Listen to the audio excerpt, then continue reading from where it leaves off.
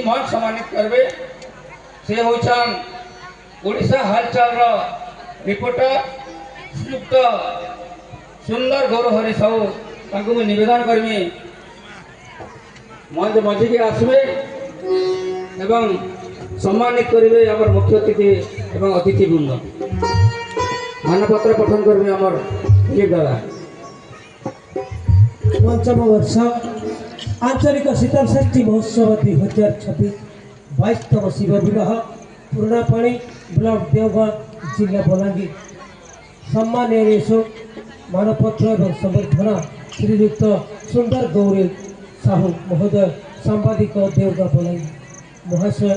आपण आम अंचल जड़े अनन्य सांबादिक आपण जड़े निष्ठावान और स्पष्टवादी व्यक्तित्व जो पाखे कहीं नहांती आपण अनेकों पाखे थी सुख और दुखर सहभागी हुई आनंद और जीवन पर निजक उत्सर्गित कर विशेष भाव में आपण विभिन्न आनुष्ठानिक काम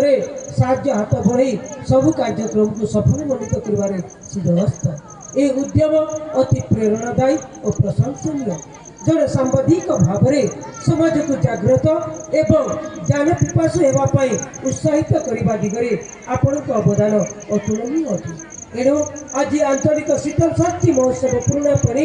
यही शुभ अवसर में विशिष्ट सम्मान पत्र कृतज्ञता सह प्रदान करुच्ची एवं परम प्रमेय भगवान निकट में आपंकर उज्जवल भविष्य कामना करने सहित